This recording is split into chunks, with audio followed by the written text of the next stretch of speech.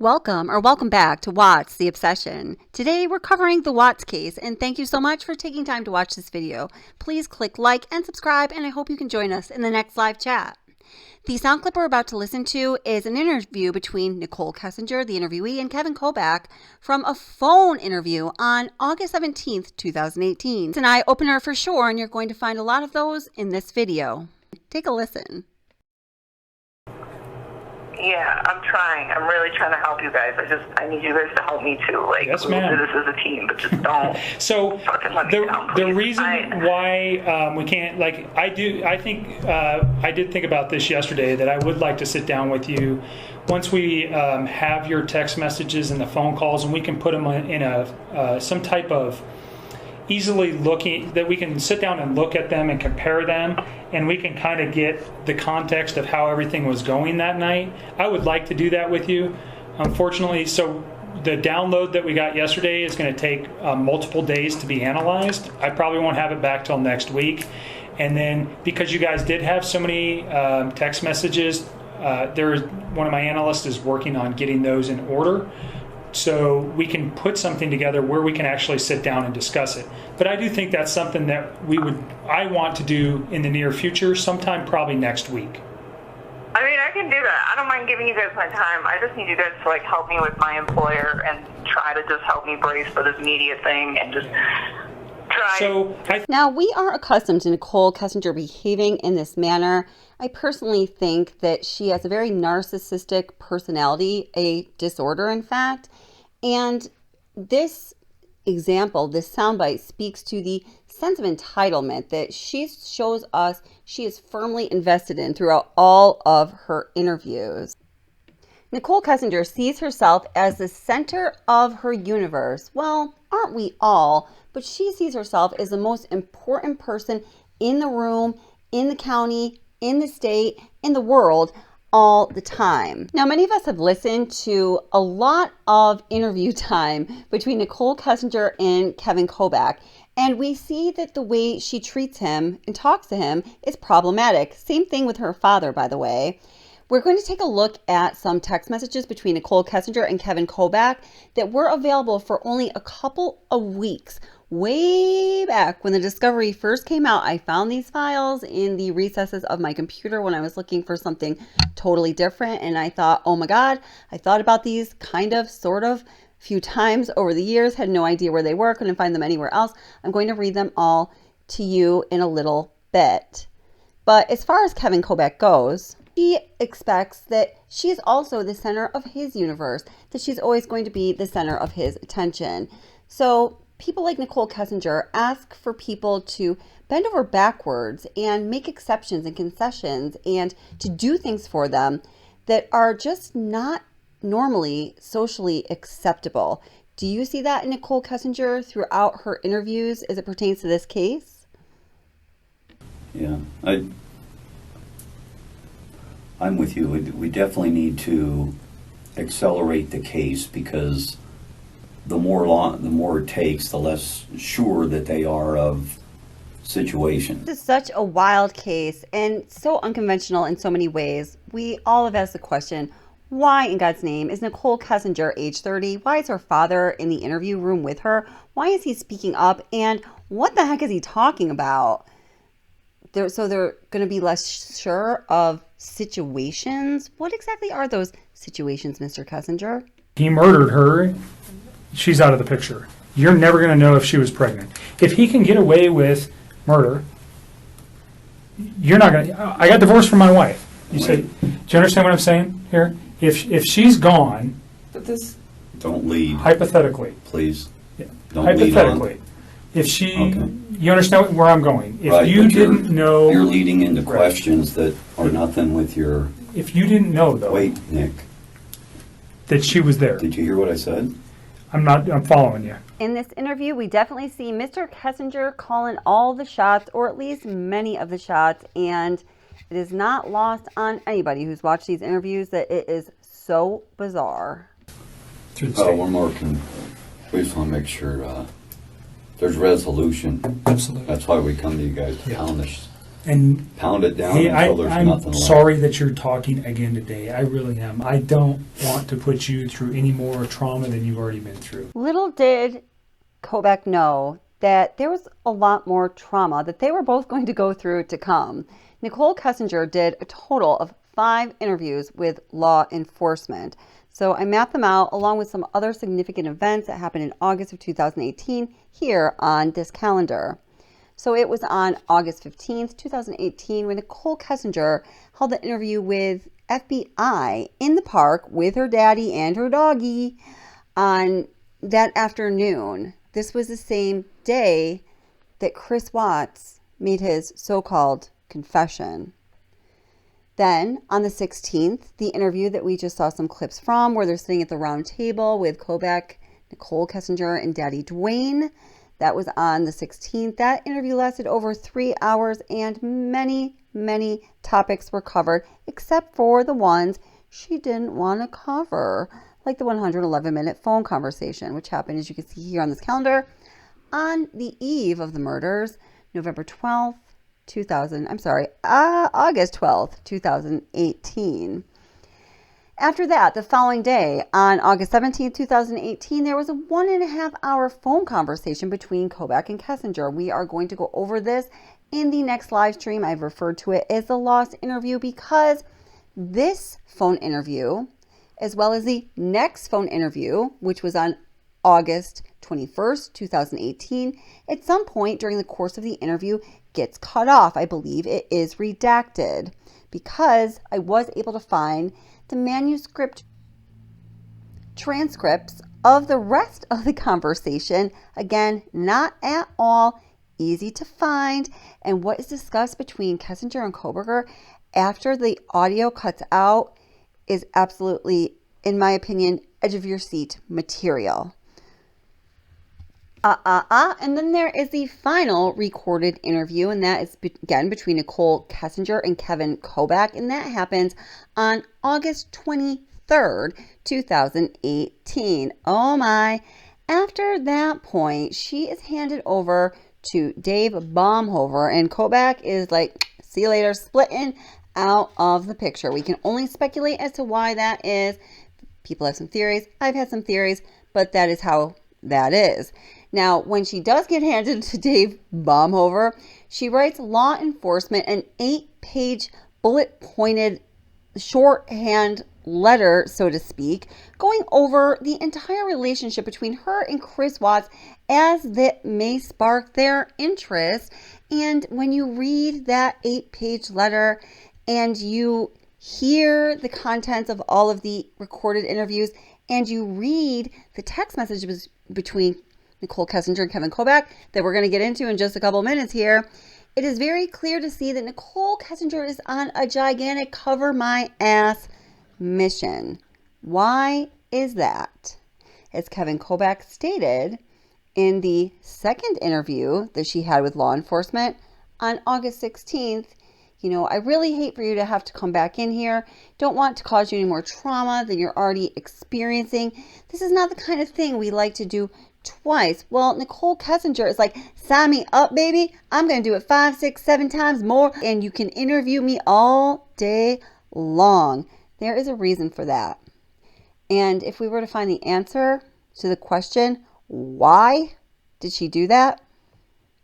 I think that we would understand the grounds for the need for Nicole Kessinger to be fully investigated. This case needs to be reopened. The whole thing is a little strange, and I realize that is an understatement. On one hand, Nicole Kessinger doesn't want them to know anything. She's hiding everything she can from them. She's lying time and time again. But on the other hand, she makes herself available to them as much as they want, and she reaches out to them time and time again, which is so super weird. It's clear to me that Nicole Kessinger is used to having things run the way she wants them, and she thinks this is going to run just the same. During a recent previous live stream, and recently around the same time as that live stream just a week or two ago, I also uploaded a video that was about what Nicole Kessinger said to law enforcement about her text messages between herself and her self-proclaimed bestie, whose name is Charlotte Nelson. Charlotte Nelson was the person who, my God, I hope she has better friends than Nicole Kessinger. Her dad just died, and Nicole Kessinger wanted to talk about, everything having to do with herself, and she had absolutely no compassion for Charlotte Nelson. And as far as I can find, and based on what is said in the interviews, Nicole Kessinger only told her very best friend, according to her, Charlotte Nelson, about Chris Watts one time. Now, remember that this tragedy happened on August 13th. According to the discovery by Stacey Galbraith, who has a pretty tightly written discovery on that topic, Nicole Kessinger and Charlotte Nelson were exchanging back and forth via text messages about Chris Watts on August 12th. On August 12th, Nicole Kessinger decided to tell her best friend about her new beau, her new muse, her new love, in her hopes, future husband. Isn't that a little strange? They've been seeing each other for 6 weeks, according to both of them, maybe even longer than that. And it wasn't until hours before this tragic murder occurred did Nicole Kessinger confide in her best friend. Now, there are two things that Kevin Koback consistently asks Nicole Kessinger about that she just refuses to give a straight answer to. One is the 111-minute phone call conversation just hours before the murders of Shanann, Bella, Celeste, and baby Nico. And the other topic that she just will not give a straight answer to is about what she may have said or may not have said to Chris Watts about his children and the problem that they may be or that his wife may have been and their relationship moving forward. Of course, she denies that she said anything negative whatsoever, but come on, guys. We have gotten a really good sample of this woman's personality, and that is absolutely, positively not the truth. Listen to this from the final recorded interview, August 23rd. I played a little bit of this in the last live stream, and then I'm going to play something that happened later in that interview that we hadn't listened to yet, and then we are going to those text messages. I promise. We talked about this before, but we didn't talk about the specific context of what that message said regarding the children. So obviously, in the situation that we're looking at now with the death of 2 children and all the other circumstantial stuff going around in the case, I just want to make sure there was no comments ever made by you regarding, children or dislike of children or love of children, either way. You know what I mean? Oh yeah, I guess. Let me find it. I think this is where this starts. Okay, so that little clip that I just played right there, that is about half an hour into the interview on August 23rd. Now, they talk about a lot of things. They're working on the phone. She talks to some people. She talks to that Hazel Heckler, who is supposed to be giving her, providing her resources for emotional support and things like that. And then this next clip is at 1 hour and 53 minutes into the interview because Kevin Koback has to use the technique of revisiting topics that he really wants the answer to a question he may have about the topic as many times as he needs to because he don't ever get a strange answer from this girl. Never. So what you're doing now, let me ask you about the text with you and Charlotte. Yes. You talk about children and he's got his own kids and that makes you kind of uncomfortable because you'd like to have your own family. Put that in context for me. Is that a fair statement the way I'm saying it? I mean, I guess. There was never anything I said to him though. Okay, that's what I want to know. Did you ever say anything to him about Never. anything about his kids being a problem? Anything about his wife being a problem?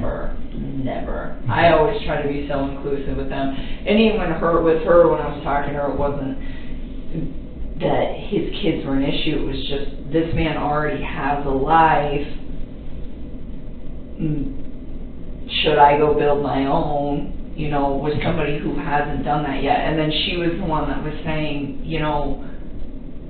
I was engaged once and it didn't work, and now I'm engaged again, and she's trying to tell me it doesn't matter. I'm on my second time of going through this, and she's like, I love this man very, very much, and she was saying he's not gonna love you less because he's already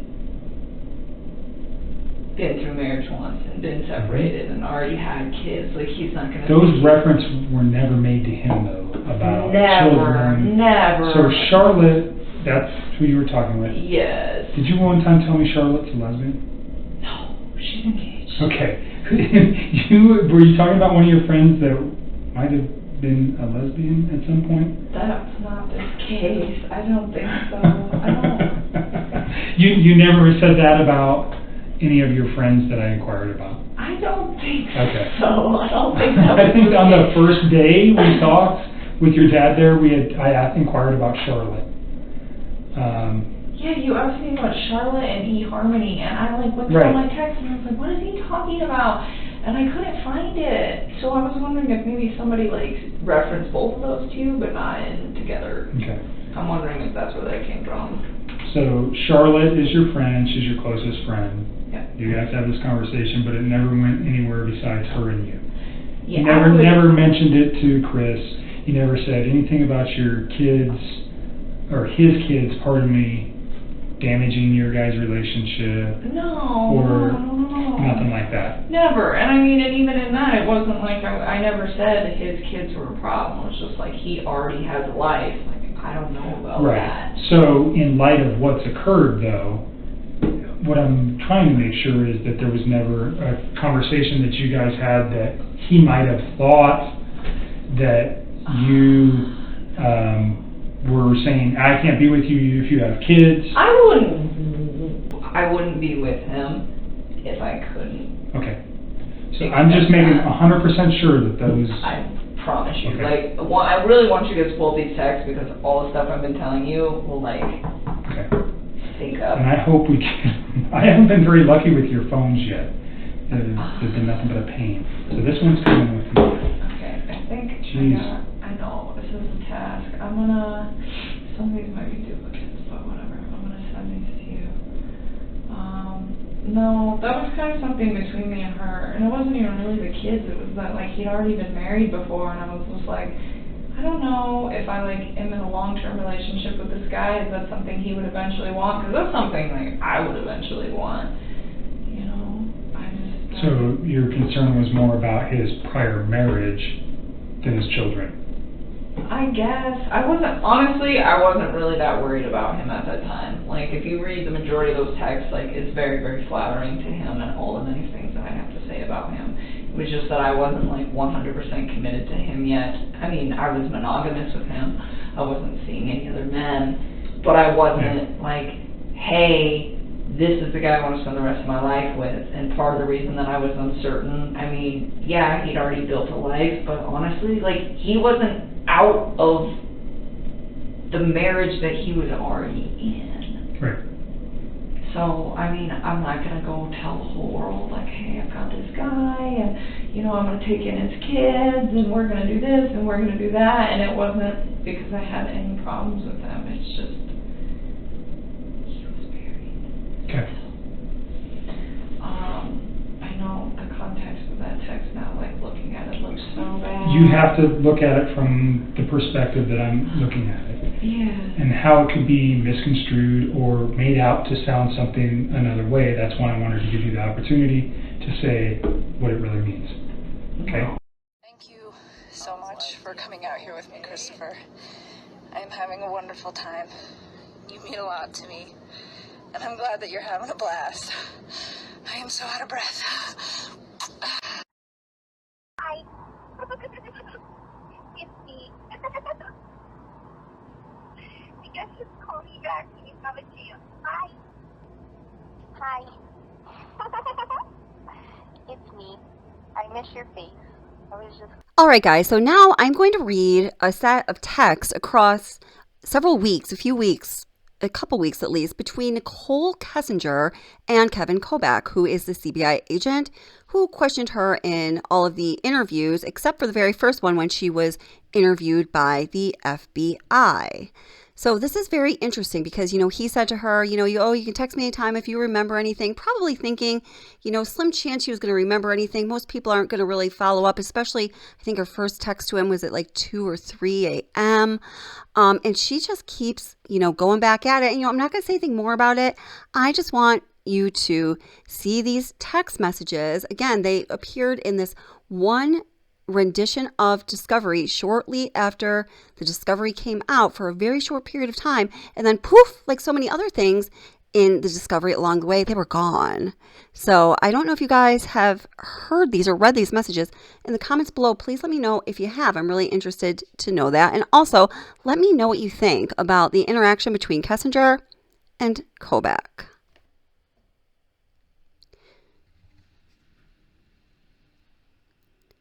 My dad is coming to get me. I'll meet you there. Now we go to Friday, August 17th.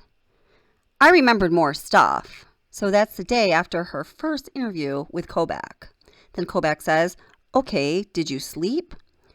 Kessinger, more than I have lately, probably about 5 hours. Koback, good. Are you working today? Kessinger, no, took off today. Not really sure how to deal with my coworkers. So I think maybe it'd be good to try to set up a meeting with EA and my bosses from both companies and give them a brief background of what is occurring and ask them for help with this. Was hoping maybe I could refer them to you if they had questions. Koback, sure, I will help any way I can. I would like to talk to you about what you remember. Can I call you at about 9 when I get to my office? Kessinger, yes, I want to get this all wrapped up pretty soon. Now that was her initial message that was to him at like 2 a.m. and he responded to her at 6:37 a.m. by the way. Koback, okay, I will call you as soon as I get to my office. Thanks for contacting me. Kessinger, okay. Friday, August 17th, 9:34 a.m. Kessinger, I am ready when you are. Koback says, I'm in a meeting and will call you soon. Kessinger, okay. Koback says, sorry, still stuck here. Give it a few more. Kessinger, okay. Koback, few more minutes. Sorry. Kessinger impatiently says, is it possible to find out if my name is in the sealed affidavit thing that is to be open next week? Would like to contact my employer about the media thing and trying to be a proactive with work. And it would be nice if I could give them a heads up about when things might take place. And then she sends another message after that saying, what time are you available? Koback says, just wrapping up the metro, and I'll call you soon. Okay, so at this time, Kevin Koback gives Nicole Kessinger a call, as she's been anxious to receive from him, and I'm just going to play you the beginning of that recording where he says the date and the time and what it is he is doing. So here it is. Today is August 17th, 2018. The time is 10:51 a.m. This is Agent Kevin Koback from CBI making a phone call to witness in the Watts matter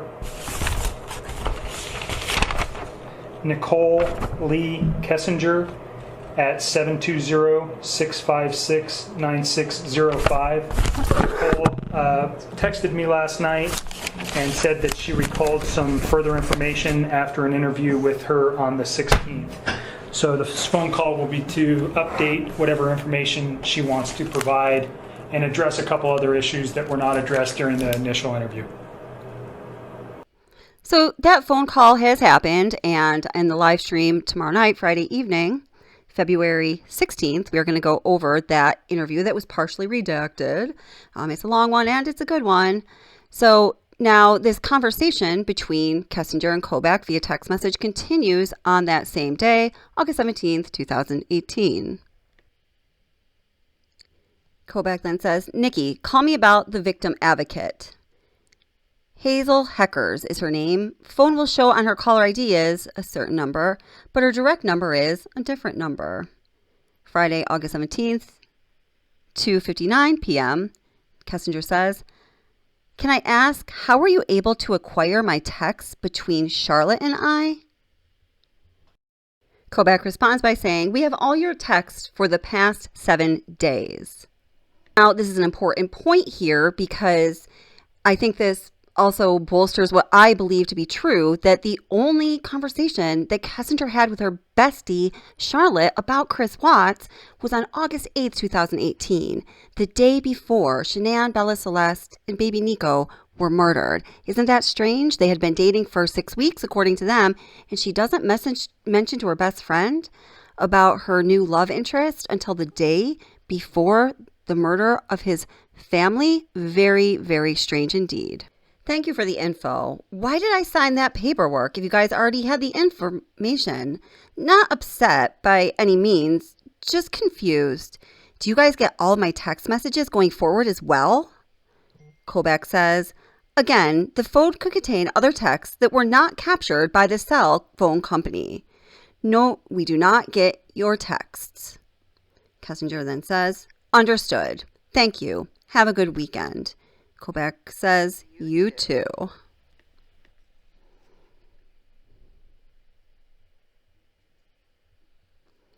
So now, on Saturday, August 18th at 3:45 p.m., once again, it's Kessinger that initiates the communication. She says, I remember more. Then she says, I'm with my family tonight, though, and it's a safe and positive environment for me right now. I can give you time first thing in the morning if you would like. Guys, that comment, let me know what you think about it, okay? Wow. And then the next day, on Sunday, August 19th, at 7:39 p.m., Koback responds, okay, I'm out of town until Tuesday. Can you wait until then? And Kessinger says, yes, sir. Koback says, okay, thanks. You doing okay? Kessinger responds, I'm all right. I informed my employer of the situation, getting ready to head to a safe spot tonight in case my name is released tomorrow. APC released me for extended leave. Meet Hazel tomorrow. Trying to be proactive and positive. You guys are releasing his motive in the affidavit tomorrow? Kevin responds, motive is never released. That is media speculation. Kessinger actually says, thank you.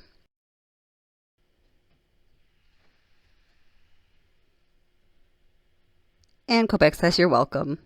Now we go to Tuesday, August 21st, and this is at 7:31 a.m. So this is a little bit later, and there's another phone interview on this day. So Kessinger says, initiating the conversation again, what time would you like to talk today? Koback responds, good morning. Do you want to meet or talk via phone? Kessinger responds that same day at 12:33 p.m. saying, is lunch still a good time for you?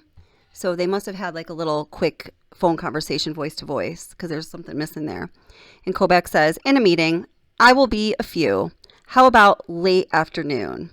Kessinger asks, what time are you thinking? Koback responds, I have another meeting at 2, maybe about 4.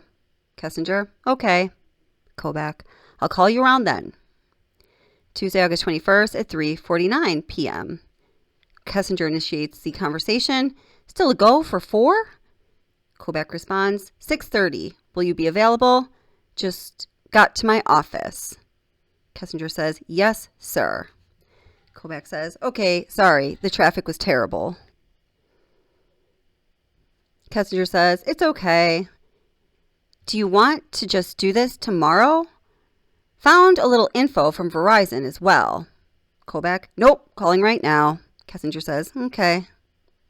So then they have their second phone interview conversation, which is partially redacted, and we will be going over that in a live stream next week because boo-boo, we got it.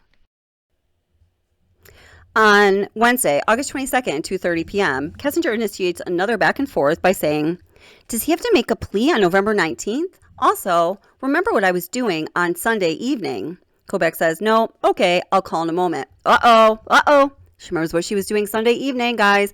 That is the day in question. It is the day before the murders. The day when Chris Watts and Nicole Kessinger had the 111-minute phone conversation that nobody remembers a damn thing about. And you know what's really funny about that day? Nicole Kessinger name is all over the Discovery, all over the place. In fact, the very first item in the official Discovery timeline is Nicole Kessinger searching for the name Shanann Watts on September 1st, 2017, almost a whole year before the murders and about 10 months before they said that they even met. Her name appears throughout that entire Discovery timeline until all of a sudden, after Lazy Dog on Saturday evening, August 11th, there's no mention of her until well after the murders. There is no mention of the 111-minute call between Kessinger and Watts that is in such great question by investigators and the public and all of us junior detectives.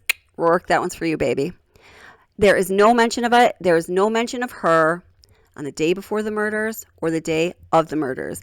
Isn't that curious? Because her and Chris Watts had a whole lot of contact.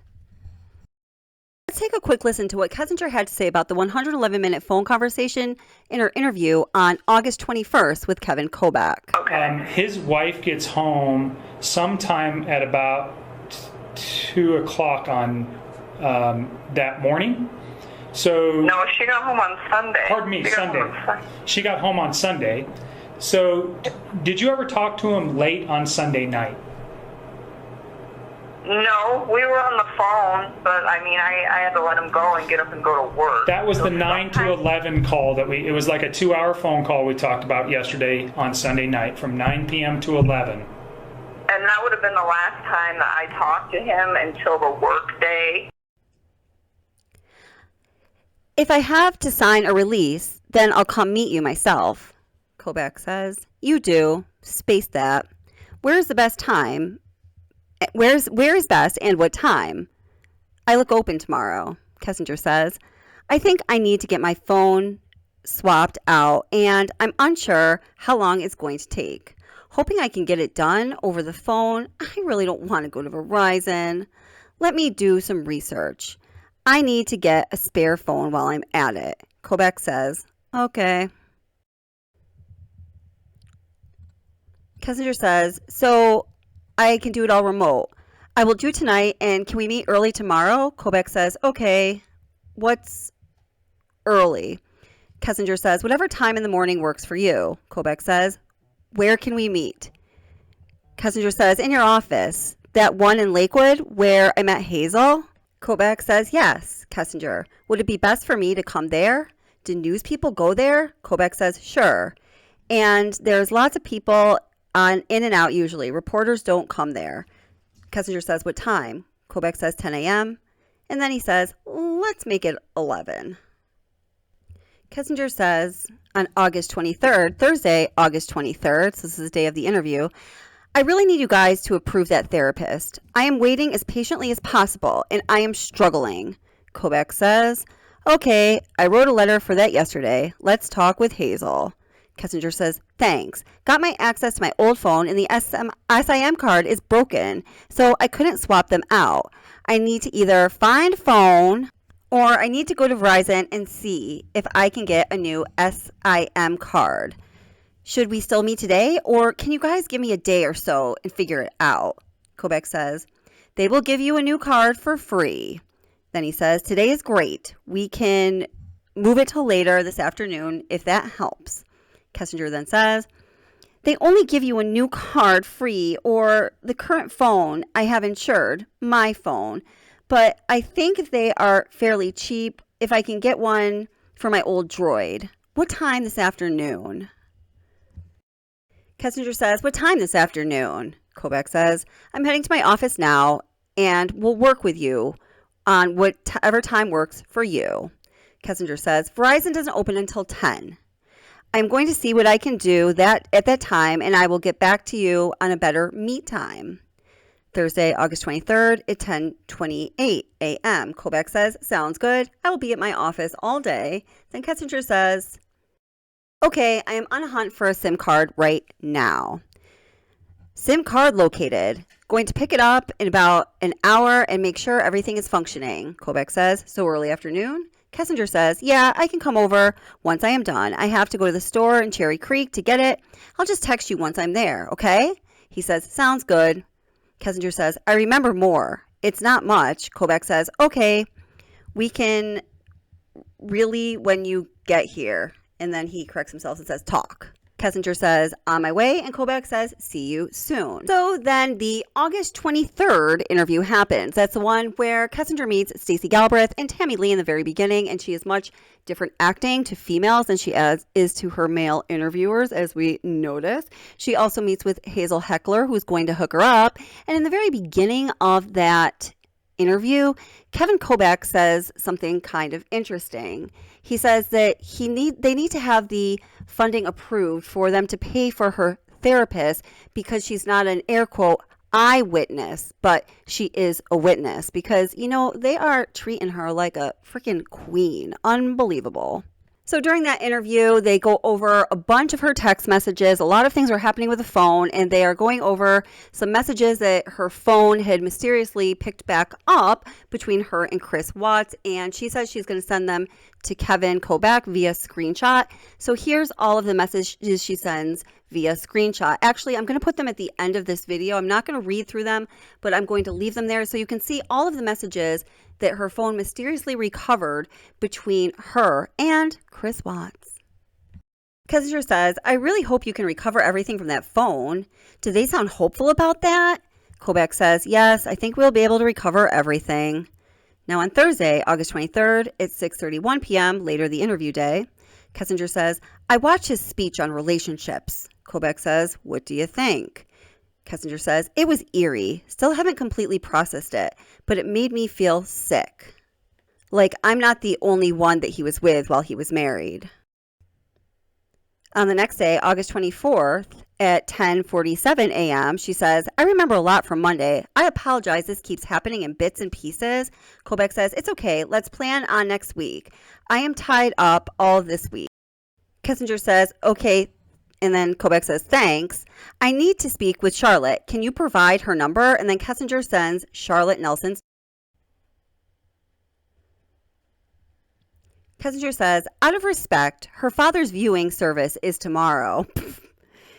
Koback says, I was going to ask. I will wait until next week. Kessinger says, should I inform her you are going to call her or not?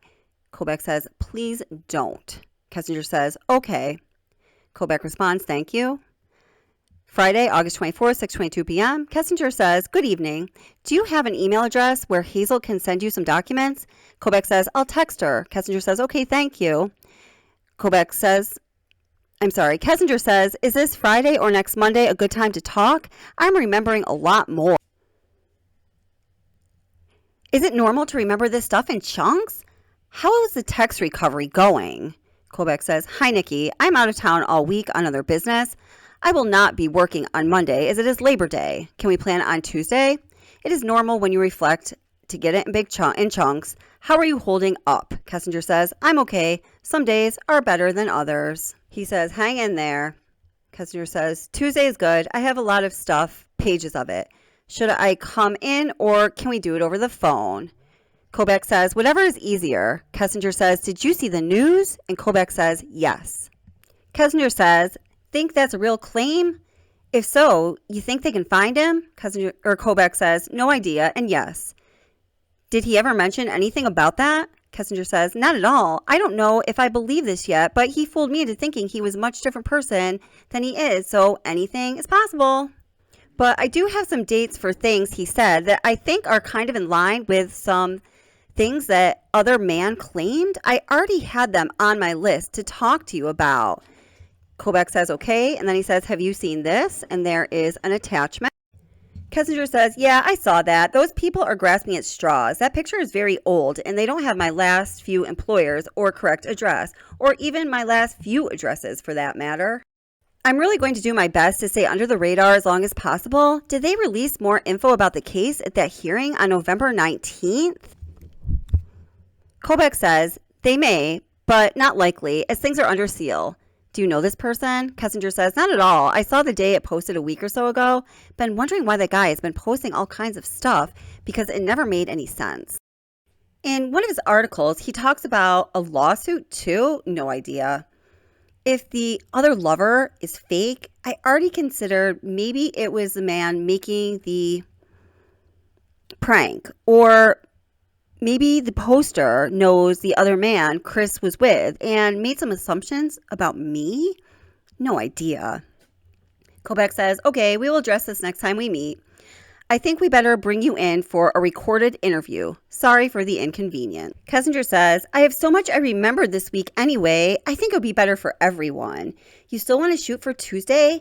I think it'll take a chunk of your day.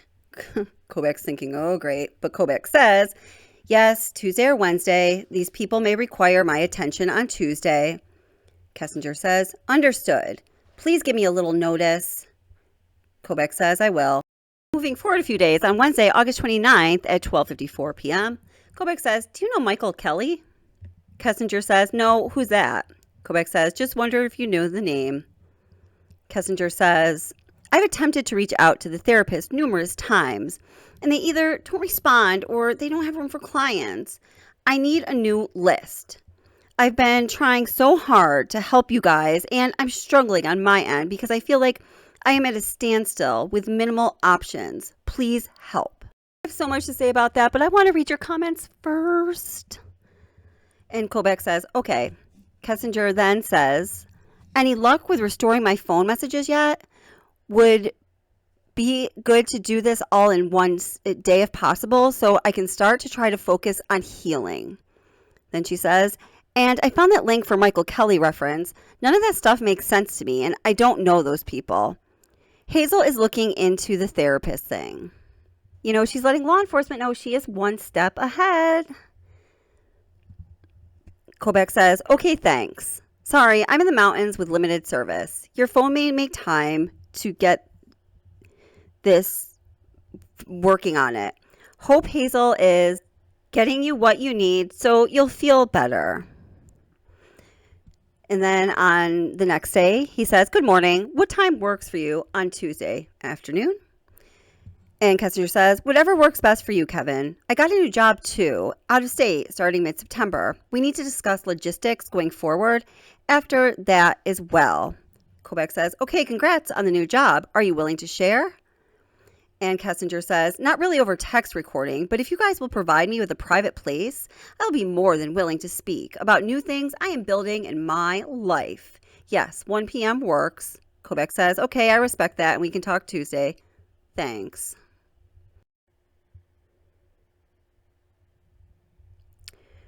Kessinger says, what time frame are you thinking about the phone stuff? Koback says, it depends on how fast they can get it downloaded. Should know more on Tuesday. Then on Monday, Kessinger says, do you want that new Verizon wireless statement printed up or email or flash drive? Koback says, email or flash would be great. Thanks. Kessinger says, done. Koback says, thanks. See you tomorrow. Kessinger says, out of curiosity, why do I have to come in to address the news that broke last week? Koback says, I would like to introduce you to the lead detective and cover anything else you want to talk about. Also speak with you about witness protection and name change info. Kessinger says, sounds good. I want to meet them too. I have a lot to discuss, but I typed it up and organized it, so hopefully it helps make it go faster for you guys. Koback says, sounds good. Then that Wednesday, he says, let me know when you get here. And she says, here. And Koback says, okay, I'll be in the lobby in a minute. Kessinger says, thank you so much for helping me with everything and your team's willingness.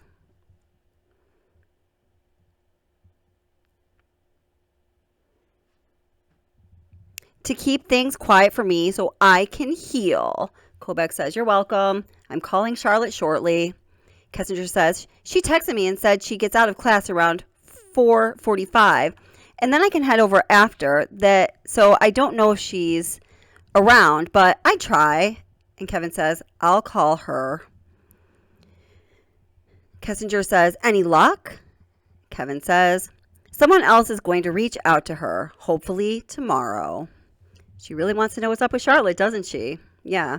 And the day's supposed to be getting a hold of her. She's like, oh yeah, I'm going to be going over to Charlotte straight away. No worries, right? So the information in this video is just one of the many pieces of the puzzle. Recently, in the last couple of weeks, We did a live stream talking about the messages between Nicole Kessinger and Charlotte Nelson and what was said in those text messages that was alarming to law enforcement. And I also uploaded a video about Nicole Kessinger's text messages with Charlotte, the timing, and what was said about the children and her wanting to have children or possibly being annoyed that Chris had children.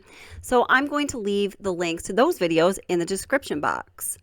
And here are the text messages that were included as screenshots in this set of text messaging that happened over a couple of weeks between Nicole Kessinger and Kevin Koback. And these are the messages that Nicole Kessinger discovered when she got a phone back on August 23rd, 2018, in the last recorded interview, that she turned the phone on and, oh, there's some messages between her and Chris. And her and Koback talked about them, and then she emailed them to him. So here they are, and you can read them for yourself. Please take time to, leave a comment and let us know what you think about this crazy information, because we all want to know what you think, especially at What's the Obsession when it has to do with the Watts case. Thank you guys so much for watching. Thank you for your support. You are super amazing. Hope you can make the live stream on Friday night. And if you don't mind, please click like, subscribe so you get a notification. And we definitely want you to come back, share, and do all of that good stuff. Everyone, take care, and we hope to see you soon.